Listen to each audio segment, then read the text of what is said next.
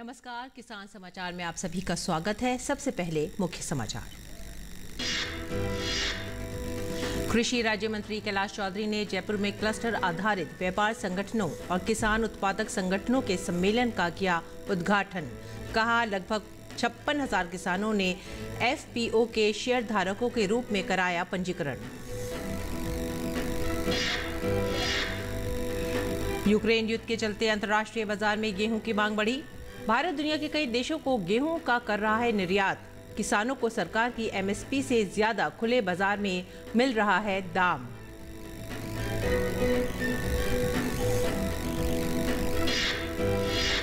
मणिपुर के मुख्यमंत्री एन बीरेन सिंह ने पंजीकृत किसानों के लिए प्रत्यक्ष लाभ हस्तांतरण का किया शुभारंभ। मुख्यमंत्री ने की किसानों से जैविक खेती करने की अपील।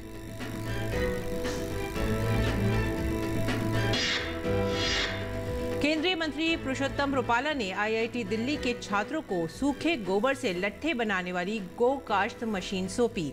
मशीन प्रतिदिन 3000 किलो गोबर का इस्तेमाल कर 1500 किलो गोबर के लट्ठे का कर सकती है उत्पादन। मुख्य समाचार के बाद अब समाचार विस्तार से। केंद्रीय कृषि एवं किसान कल्याण राज्य मंत्री कैलाश चौधरी ने जयपुर के बिरला ऑडिटोरियम में 10,000 एफपीओ के गठन और संवर्धन की योजना के तहत क्लस्टर आधारित व्यापार संगठनों और किसान उत्पादक संगठनों एफपीओ के सम्मेलन का उद्घाटन किया। अब तक के लिए प्रयासों के लिए सीबीबीओ की सराहना करते हुए राज्य मंत्री ने सीबीबीओ और कार्यान्वयन एजेंसियों को एफपीओ का समर्थन करने, किसानों को इक्विटी में योगदान करने तथा उनका समर्थन करने के लिए प्रेरित करने पर ध्यान केंद्रित करने का निर्देश दिया। उन्होंने ये भी कहा कि किसानों की आय दुगनी करने और प्रधानमंत्री के दूरदर्शी सपने को पूरा करने में सीबीबीओ तथा एफपीओ की महत्वपूर्ण भूमिका है और इसीलिए सीबीबीओ को एफपीओ आंदोलन में शामिल होने के लिए एक छोटे तथा सीमांत किसानों को संगठित करने के लिए स्थानीय निर्वाचित प्रतिनिधियों से संपर्क करने के लिए आगे आना चाहिए। सरकारी योजनाओं में एफपीओ को प्राथमिकता दी जाती है। इसके अलावा उन्होंने सीबीबीओ और एफपीओ को देश के किसानों के लाभ के लिए निरंतर कड़ी मेहनत करने के लिए प्रोत्साहित किया। गोवा, गुजरात, महाराष्ट्र और राजस्थान योजनाओं को लागू कर रहे हैं, जिसके लिए 894 उत्पाद क्लस्टर आवंटित किए गए हैं और 563 एफपीओ पंजीकृत किए गए हैं। 1.35 लाख से अधिक किसानों को संगठित किया गया है और लगभग 56,000 किसानों को एफपीओ के शेयरधारकों के रूप में पंजीकृत किया गया है। किसान सदस्यों द्वारा इक्विटी योगदान की राशि 10 करोड़ रुपए है। 30 महिला केंद्रित एफपीओ पंजीकृत किए गए हैं।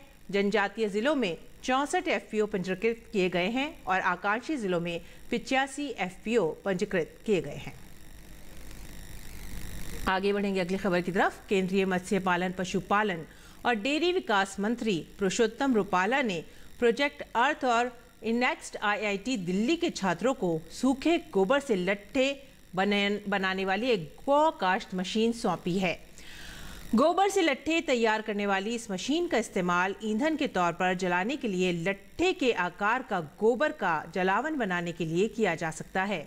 इसके लिए गोबर और धान के बुरादे को मशीन में डाला जाता है। मशीन इस बुरादे का चूरा और इसका मिश्रण बनाकर इसे लट्ठे के आकार में ढालती है। उसके बाद इन लट्ठों को धूप में सुखाया जाता है और बाद में अलग अलग कार्य के लिए ईंधन के तौर पर इस्तेमाल किया जाता है। ये मशीन प्रतिदिन 3000 किलो गोबर का इस्तेमाल कर 1500 किलो गोबर के लट्ठे का उत्पादन कर सकती है, जिनका इस्तेमाल 5 से 7 शवों का दाह संस्कार करने के लिए लकड़ी के लट्ठों के स्थान पर किया जा सकता है और इस तरह हर दाह संस्कार में जलाए जाने वाले करीब 2 पेड़ों को बचाया जा सकता है। इसका एक और अर्थ ये भी है कि इसे गौशालाओं को हर महीने 150,000 से लेकर 170,000 किलो गोबर का निपटान करने में मदद मिलेगी। गोबर आधारित लट्ठे बनाने वाली ये मशीन गौशालाओं को अपने कचरे के निपटान की समस्या को दूर करने में सहायक होगी और जिस स्थान पर इस मशीन को लगाया जाएगा वहां रहने वाले और आसपास के गांव के निवासियों के लिए ये रोजगार का एक अतिरिक्त स्रोत बनेगी। इसके साथ ही ये वनों की कटाई को कम करने में भी मदद करेगी। इस तरह की मशीनों से दूध देना बंद कर चुकी गांवों को भी आर्थिक गतिविधि में शामिल किया जा सकेगा और इस तरह गौशाला में रहने वाली सभी गायों की देखभाल के लिए धन पैदा किया जा सकेगा।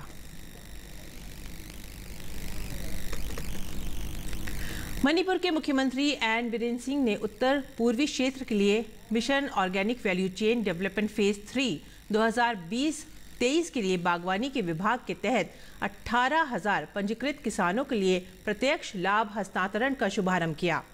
चरण mission organic value chain development phase 3 Manipur के तहत कुल 25,000 किसान हैं, जिनमें कृषि विभाग के तहत पंजीकृत 7,000 किसान और बागवानी विभाग के तहत 18,000 किसान शामिल हैं। कार्यक्रम के मुख्य अतिथि के रूप में बोलते हुए मुख्यमंत्री ने कहा कि किसानों की सराहना की जानी चाहिए, खेती पर ध्यान केंद्रित करने को कहा और अगले 5 वर्षों के भीतर राज्य को जैविक राज्य में बदलने के लिए सरकार के मिशन का समर्थन करने का आह्वान किया। रासायनिक उर्वरकों के नकारात्मक प्रभावों पर बात करते हुए मुख्यमंत्री ने कहा कि रासायनिक उर्वरक हमारे स्वास्थ्य को प्रभावित करते हैं। उन्होंने आगे कहा कि जैविक खेती वास्तव में बहुत आसान है, क्योंकि रसोई के कचरे और पत्ती के मलबे का उपयोग करके जैविक खाद तैयार करना काफी आसान है।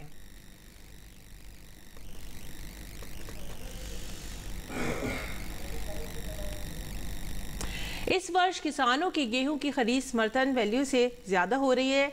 उत्तर प्रदेश और हरियाणा के किसान फसल का ज्यादा मूल्य मिलने से काफी खुश नजर आ रहे हैं।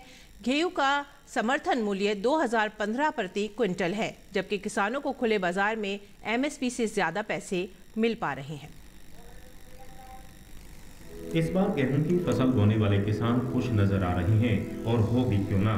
देश में पहली बार गेहूं के दाम किसानों को एमएसपी से ज्यादा खुले बाजार में मिल रहे हैं। रूस और यूक्रेन युद्ध के चलते अंतर्राष्ट्रीय बाजार में गेहूं की मांग भी बढ़ी है और भारत दुनिया के कई देशों को गेहूं का निर्यात कर रहा है। मोदी सरकार की कृषि और किसान कल्याण की नीतियों के चलते देश में खाद्यान्न का रिकॉर्ड उत्पादन भी हो रहा है। सरकार ने गेहूं की सरकारी खरीद का न्यूनतम समर्थन मूल्य 2015 रुपए रखा है, लेकिन खुले बाजार में किसान को इससे ज्यादा दाम मिल रहा है।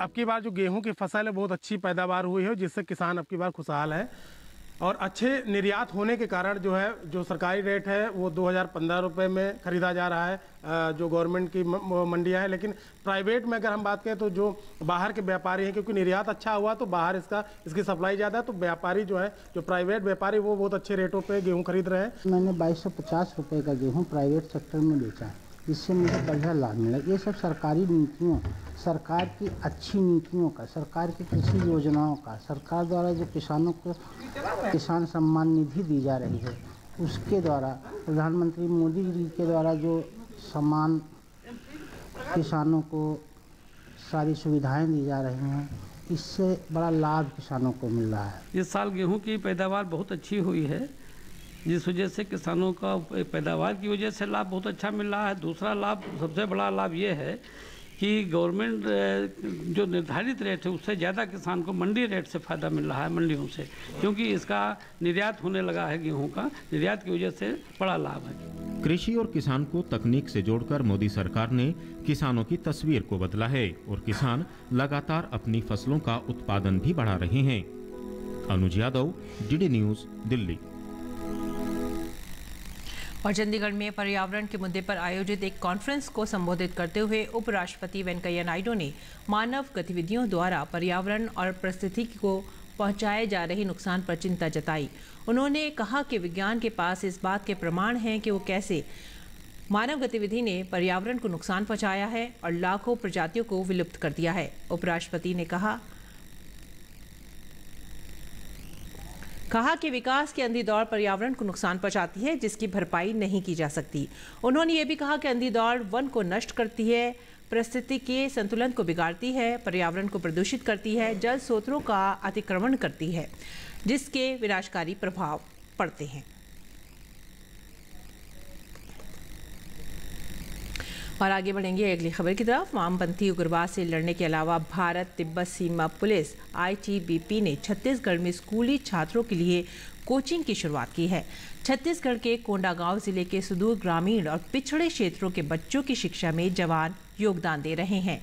29वीं बटालियन ITBP के जवान कोंडागांव के दूरदराज के इलाकों में मुंजमेटा, फरसा गांव, झारा और धौड़ाई गांवों में कई जगहों पर करीब 200 छात्रों के लिए कोचिंग कक्षाएं संचालित कर रहे हैं।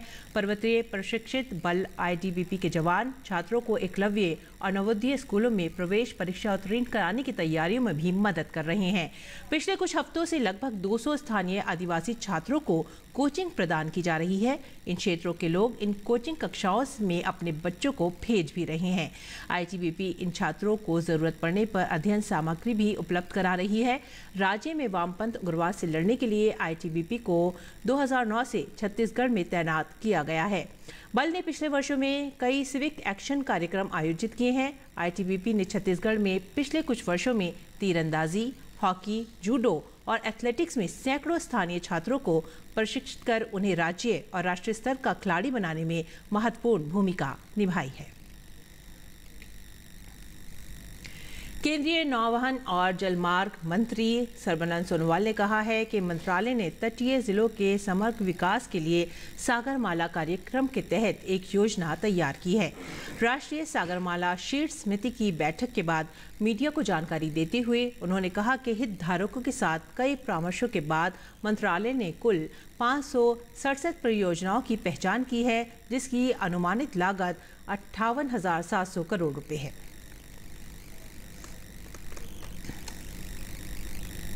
ई-संजीवनी ने नया रिकॉर्ड बनाया है।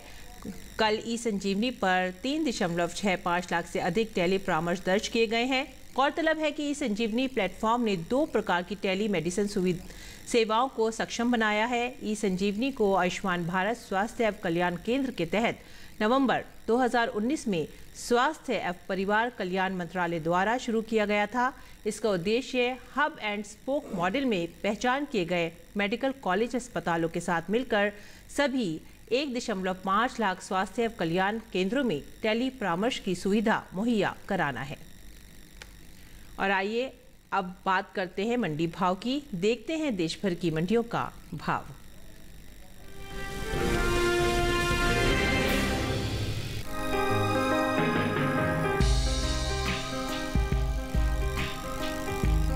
कृषि उपज मंडियों में शुक्रवार को प्याज के सौदों में उठापटक के साथ कारोबार हुआ। हालांकि कुछ मंडियों में प्याज के सौदे बिना किसी फेरबदल के साथ हुए। वहीं बात इसकी आवक की करें तो इन दिनों अधिकतर मंडियों में प्याज की आवक सामान्य बनी हुई है। एग्मार्क नेट के अनुसार कृषि उपज मंडियों में प्याज के भाव इस प्रकार रहे। देश में प्याज की उपज में अहम स्थान रखने वाले राज्य महाराष्ट्र की लासलगांव मंडी में प्याज के सौदों में बढ़त के साथ कारोबार हुआ। यहां 5 मई को प्याज का भाव था 851 रुपए। 6 मई को इसके भाव में 49 रुपए की तेजी आई और भाव 900 रुपए पर जा पहुंचा। जबकि राज्य की ही वाशी नवी मुंबई मंडी में इस दौरान प्याज के सौदे नरमी के साथ हुए। यहां 5 मई को प्याज का भाव था 950 रुपए। 6 मई को इसके सौदे 50 रुपए लुढ़क कर 900 रुपए पर हुए। हालांकि गुजरात की सूरत मंडी में 5 मई को प्याज का भाव रहा 1000 रुपए। 6 मई को इसके भाव में 50 रुपए की तेजी आई और भाव 1050 रुपए के पार पहुंच गया। इसी तरह बिहार की लखीसराय मंडी में प्याज के भाव में मजबूती देखने को मिली। यहां 5 मई को प्याज का भाव था 850 रुपए। 6 मई को इसके सौदों में 50 रुपए का उठाव आया और भाव हो गया 900 रुपए। हालांकि जम्मू कश्मीर की नरवाल मंडी में बीते 2 दिनों के दौरान प्याज के भाव स्थिर रहे। यहां 5 और 6 मई को प्याज 1550 रुपए पर बिकी। वहीं बात प्याज की पैदावार की करें तो इस साल घरेलू स्तर पर प्याज की उपज बीते साल से ज्यादा रह सकती है। कृषि मंत्रालय की ओर से बागवानी फसलों के लिए जारी तीसरे अग्रिम अनुमान के मुताबिक देश में प्याज की उपज बीते साल से 7 लाख टन से ज्यादा हो सकती है। साल 2020-21 में प्याज की कुल उपज 2,68,30,000 टन रहने का अनुमान जताया गया है, जबकि बीते साल के समान अवधि के दौरान पैदावार 2,60,91,000 टन रही थी। आपको बता दें कि देश से होने वाला सब्जियों का निर्यात इस साल 5% बढ़ा है। एपिडा की ओर से हाल ही में जारी ताज़ा आंकड़ों के अनुसार वित्त वर्ष 2021-22 में अप्रैल से फरवरी महीने के दौरान देश से कुल सब्जियों के निर्यात में 7,514 टन की बढ़ोतरी देखने को मिली है। बीते 11 महीने के दौरान सब्जियों का कुल निर्यात 21,01,000 टन के पार पहुंच गया है, जबकि बीते साल इस दौरान निर्यात महज 20,94,293 टन का ही हो सका था।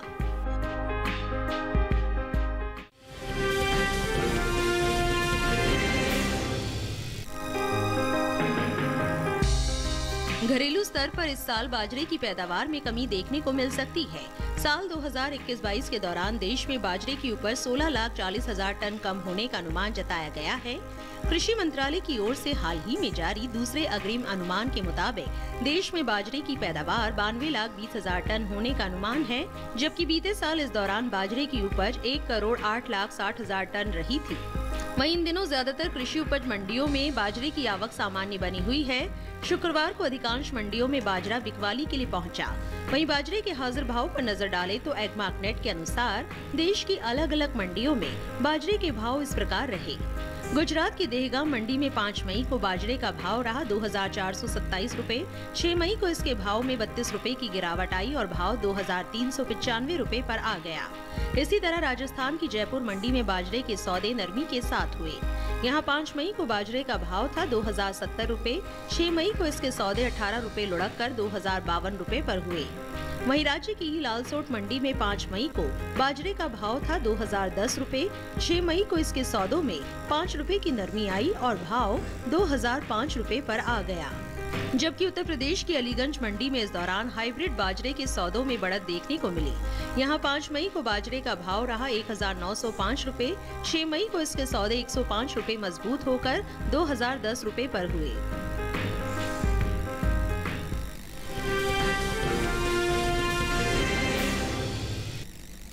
और मंडी भाव के बाद आइए अब देखते हैं इस मौसम में किसान कैसे करें अपनी फसलों का रखरखाव। बिहार के किसान मक्का की सिंचाई कर ले, साथ ही यूरिया और उर्वरक की जरूरत लगे तो इनका भी इस्तेमाल करें। बिहार में इस समय मूंग की बुआई की जा सकती है। वहीं आम में सुंडी का आक्रमण होने का खतरा देखा जाता है। रोकथाम के लिए वैज्ञानिक सलाह से कीटनाशकों का छिड़काव करें। छत्तीसगढ़ के किसान ग्रीष्मकालीन धान, उड़द और मूंग की खड़ी फसलों की सिंचाई करें। साथ ही इनकी थ्रिप्स कीड़ों से बचाव के जरूरी इंतजाम भी कर ले। तिलहनी फसलों में शाखाएं बन जाने पर और मूंगफली में फली बनने पर सिंचाई करें। छत्तीसगढ़ में जिन किसानों की गन्ने की फसल घुटनों के बराबर हो गई है, वो निराई गुड़ाई का काम करें। उर्वरक भी डालें। जरूरत पड़ने पर सिंचाई भी करते रहें। ओडिशा के जाजपुर में ग्रीष्मकालीन धान को तना छेदक से बचाने के लिए फेरोमोन ट्रैप लगाएं। मक्का में फाल आर्मी कीट लग गया हो तो इमामेक्टिन बेंजोएट 5% का छिड़काव करें। यहीं पर बैंगन में फल छेदक के आक्रमण का अंदेशा है। रोकथाम के लिए नीम से बने कीटनाशक का इस्तेमाल करें। ओडिशा के किसान दलहनी फसलों, सब्जियों और मूंगफली में एफिड के हमले को रोकने के लिए वैज्ञानिक सलाह से उपाय करें। तरबूज और आम की पैदावार बनाए रखने के लिए समय समय पर पानी देते रहे। ओडिशा में ही बैंगन, मिर्च, खीरा, करेला और भिंडी में कीटों की निगरानी करते रहे। टमाटर में छेदक की समस्या इस मौसम में देखने को मिलती है। किसान उसे भी दूर करने के उपाय करें। ओडिशा में पकी प्याज की फसल की कटाई कर ले। साथ ही मिर्च को सड़न रोग से बचाने के लिए कीटनाशकों का छिड़काव जरूर करें।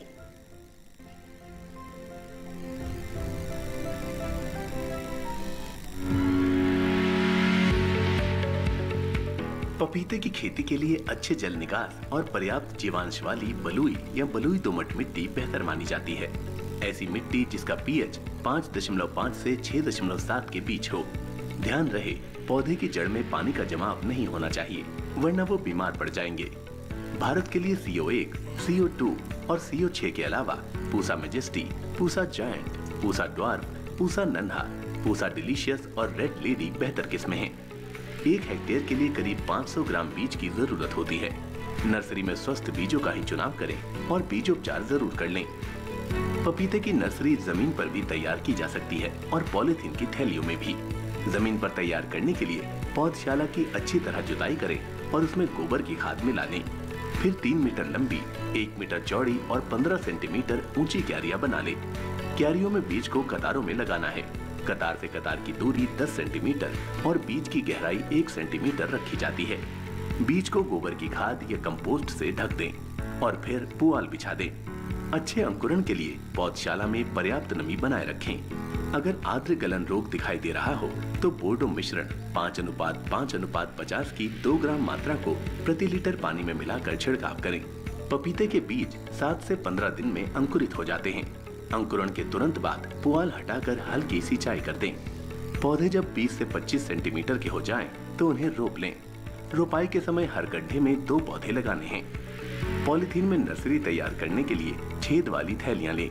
थैलियां 20 सेंटीमीटर लंबी और 15 सेंटीमीटर चौड़ी हों। इनमें बालू, कंपोस्ट और मिट्टी को बराबर बराबर मात्रा में मिलाकर भर दें।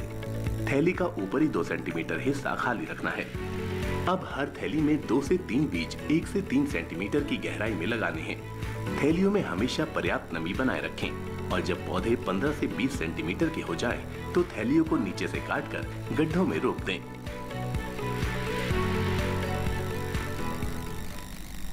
और अब एक नजर खास खबर पर। केंद्रीय स्वास्थ्य और परिवार कल्याण परिषद ने विश्व स्वास्थ्य संगठन के भारत में कोविड से हुई मौतों के आंकड़ों पर कड़ा एतराज जताते हुए इसे किया नामंजूर। गुजरात के केवड़िया में चल रही परिषद की बैठक के दौरान शुक्रवार को सभी राज्यों के स्वास्थ्य मंत्रियों ने विश्व स्वास्थ्य संगठन के खिलाफ किया प्रस्ताव पास।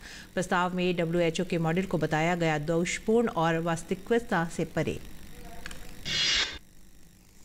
भारत ने संयुक्त राष्ट्र में यूक्रेन की बिगड़ती स्थिति पर जताई गहरी चिंता। संयुक्त राष्ट्र में भारत के स्थायी मिशन के काउंसलर प्रतीक माथुर ने कहा कि भारत बुचा में नागरिकों की हत्या की करता है कड़ी निंदा और इसकी स्वतंत्र जांच की मांग का करता है समर्थन।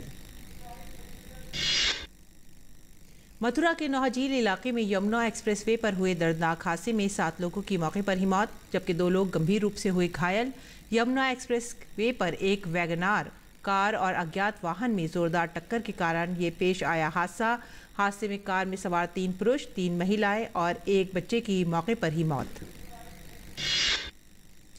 मध्य प्रदेश के इंदौर में स्वर्णबाग कॉलोनी में एक 2 मंजिला मकान में आग लगने का मामला आया सामने। हादसे में 7 लोगों की मौत जबकि 8 लोग हुए घायल। मरने वालों में 2 महिलाएं और 5 पुरुष शामिल। इमारत में शॉर्ट सर्किट की वजह से लगी आग। सीमा सड़क संगठन BRO के स्थापना दिवस पर आयोजित समारोह को संबोधित करते हुए रक्षा मंत्री राजनाथ सिंह ने कहा कि BRO मित्र राष्ट्रों में भी अपनी सेवाएं देकर उन्हें हमसे जोड़ने का कर रहा है काम। पिछले 6 दशकों से BRO सीमावर्ती क्षेत्रों में बुनियादी ढांचे के विकास का एक मजबूत स्तंभ बना हुआ है। LIC का IPO शनिवार और रविवार को भी खुला रहेगा। सब्सक्रिप्शन के लिए IPO में सोमवार 9 मई तक किया जा सकेगा निवेश।